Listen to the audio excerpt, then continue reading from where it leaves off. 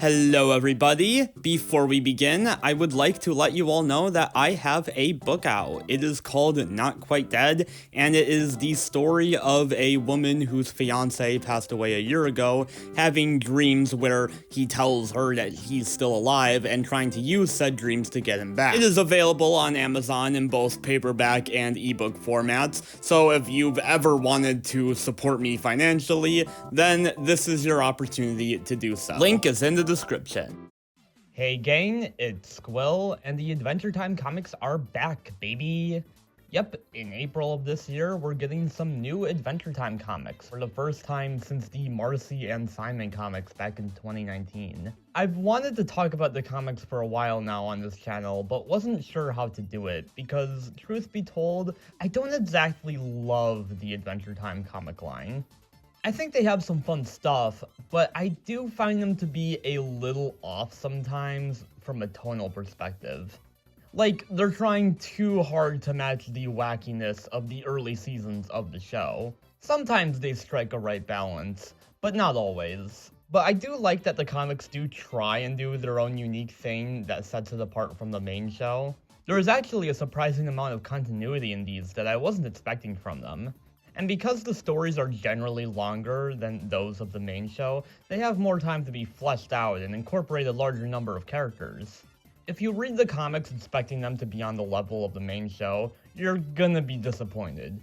But if you just want to spend more time in the Land of Vu, then these aren't the worst option out there. So you can treat this video as a recommendation list of sorts. My favorite stories from throughout the main run of comics. Note that we're only going to be discussing the mainline comics here, so the spin-offs like Marceline and the Scream Queens, the Fiona and Cake run, the regular show crossover, and others will not be discussed here. But perhaps I will cover them at a later point. We'll see. Also, any story that spans across multiple issues will just be counted as one individual story. I'm not going to have like Part 3 of a 4-part arc act as an entry on this list. So with that, here are my top 10 Adventure Time comic stories. At number 10, we have Volume 10. What I love about this issue is the way it plays with the medium of comics. Ice King puts a spell on Finn and Jake, making it so all of their actions are decided by us, the readers. It's basically a choose-your-own-adventure book, but I love the meta layer added to it, that Ice King is the one giving us control of the two boys. It can be a little hard to follow all of the branching paths, especially if you want to read all of them, but the choose-your-own-adventure format is just so inherently fun that it makes it worth it. Even if every path ends in PB farting. And hey, one of these paths includes Adventure Tim. Everybody loves Adventure Tim. At number 9, we have volumes 46 through 49. In this arc, Finn and Jake meet Gada, a mysterious stranger who somehow claims to be a lifelong friend of theirs. Gada is a fun character, one of my favorite comic originals. She is instantly sympathetic, being forgotten about by the two people she thinks she grew up with. It's a good mystery because we know that something's up with her, for pretty obvious reasons, but since everyone else seems to remember her, it's hard to tell what her deal is. The twist they end up going with is really interesting and makes Gada an even more tragic character. The ending they give her is honestly kinda sad. I respect the hell out of it. Also, this arc kinda just casually foreshadows Fiona and Cake being an alternate universe, like it's no big deal. At number 8, we have Volume 15. I sort of view this one in a similar space in my mind as the Choose Your Own Adventure one I talked about a minute ago. Magic Man steals Finn and Jake's voices, making it so the two can only communicate in abstract symbols. It's another one that just utilizes the medium of comics so damn well. They do such a good job communicating Finn and Jake's dialogue through these simple little images. It's really fun. We also get a lot of fun stuff with the princesses in this one, which is nice. I feel like the comics generally have more fun with the Princess Ensemble than the main show. There's not a whole lot I really have to say about this one, to be honest. It's just a good premise that's executed very well. At number 7, we have volumes 54 through 57. This is a fun one. Due to a pair of magic batteries being placed inside BMO, Ooh is transformed into various make-believe settings. We get a cowboy world, a submarine, a lemon grab hospital, Dracula, which is notably within the public domain. The different settings add a ton of fun visual variety. It's almost like a truncated version of Fiona and Cake with all the little AUs, just with less of a thematic connection to the characters. Gotta say, they nail Nepther's characterization here. His endless optimism and joy even as the people around him shit on him. I really like the little arc they give him in these volumes. Great stuff. At number 6, we have Volume 5. This one is admittedly structured weird, with the first and second halves having almost nothing to do with each other. But thankfully, I happen to really like both stories here. There's just something so fun about watching Finn and Jake try to beat each other and walking in a perfectly straight line. I love how after a while, they just forget about the competition entirely and start working together. They do a lot of fun creative stuff with this premise. But where this story really gets good is when Adventure Tim shows up. It's such a strange concept. There's a weird Finn and Jake hybrid that's like two people operating the same body. It feels like a bit of a precursor to Fern in a way. In fact, I usually just give both parts of Adventure Tim Fern's voice in my head when I'm reading this issue. I really do wish they did more with Adventure Tim. Such a bummer he only shows up once after this. Great character.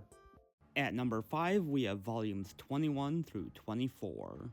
This arc feels like a bit of a precursor to Elements in a way, with the Candy Kingdom being consumed by this gum creature. It's like if Elements was on a smaller scale. Really love the PB and Marcy focus we get here, with Finn and Jake getting phased out about halfway through the arc. They have a lot of fun playing around with the shipping between the two, without outright confirming anything. Their banter here is great, and wouldn't feel out of place if it came from the actual show. Love this whole sequence of Marcy voicing PB during her exposition monologue. Very fun stuff. They even managed to tie Lemongrab into the story in an interesting way. When in the original show did we get to see Marceline and Lemongrab interact? At number 4, we have volumes 62 through 65. This arc is just plain fun, man. It's a princess contest to determine who the best princess is. It's another great example of the comics utilizing the princess characters well. It's like if Princess Day was a good episode. Hell, they even expand a bit on the Breakfast Princess and LSP dynamic here, with BP viewing LSP as a fake princess. You really do root for her here. The other princesses are so awful towards her. I really love how much they just play this contest up, treating it almost like it's some reality show. It's great. With all the alliances and betrayals, the fandom surrounding each contestant, the underdog, and even outside of the princesses, they make such great use of a bunch of characters in this one. Marcy, BMO, and Tree Trunks as judges makes for some great comedy. We get a good Finn and Jake subplot, with Finn getting really into the competition, and even good old Ice King gets in on the fun. This isn't a particularly deep arc, but it's one of the most entertaining in my opinion. At number 3, we have Volume 20. This is a pretty simple one, but it's just so well executed.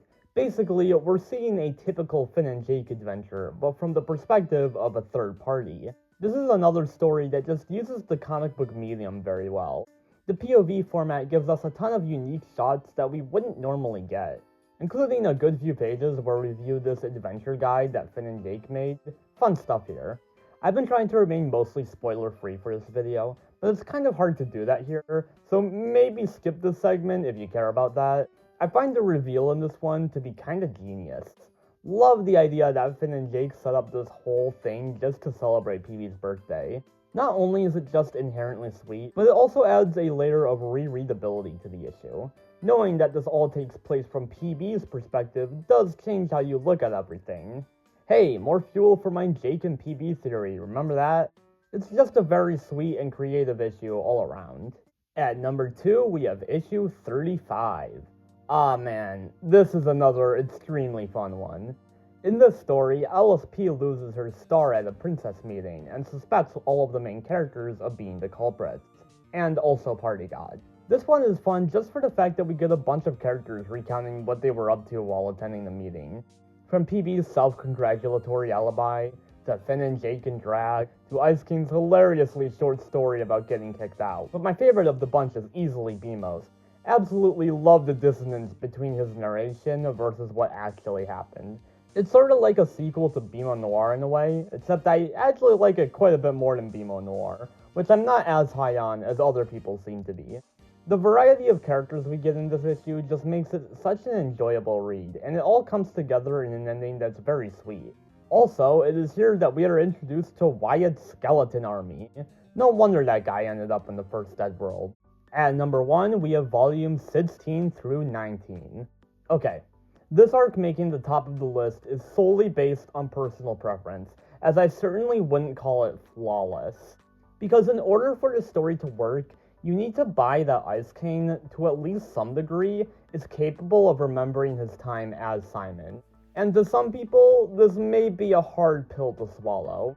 A part of what makes Ice King such a tragic character is his incapability of simply remembering his life before his mind was fully consumed by the crown. But the Simon within him still comes out in various different ways. It's this dichotomy that furthers the arcs of characters like Marceline and Betty. But here's the thing, I think removing that actually kinda works here, in a vacuum. I hate it in the main show, but since I viewed the comics as a separate canon anyway, I don't mind this alternate take on Ice King's character. I think it brings out a different side to him, and it's really interesting, but more on that in a minute.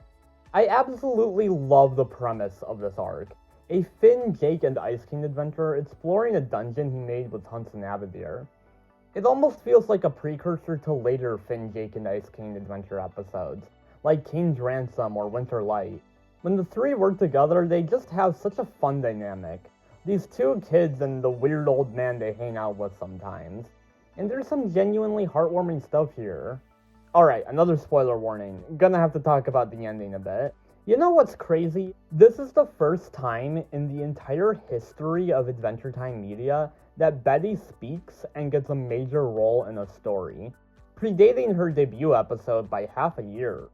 That's kinda insane, right? Of course, it wasn't actually her, but still. Her first line ever is, "Oh my god." And this obviously isn't the best Simon and Betty story out there, but it's a pretty good one. I think letting Ice King briefly regain his memories and be forced to sacrifice them is a really interesting conflict. It's like an inverse of Betty's entire arc. And I love that it ends up reinforcing Ice King's own sense of self-worth, very reminiscent of his speech in Skyhooks 2. So yeah, the only Simon and Betty focused story made the top of the list. Am I predictable or what? And those were my top 10 Adventure Time comic stories. If you've read the Adventure Time comics, please let me know your thoughts on them in the comments. Are there any stories you'd recommend that I didn't? I honestly have no idea what the common consensus is in terms of which issues are the best. This is all purely my own opinion, so I'm curious to know what others think. Have a good one, and with that, Squill out.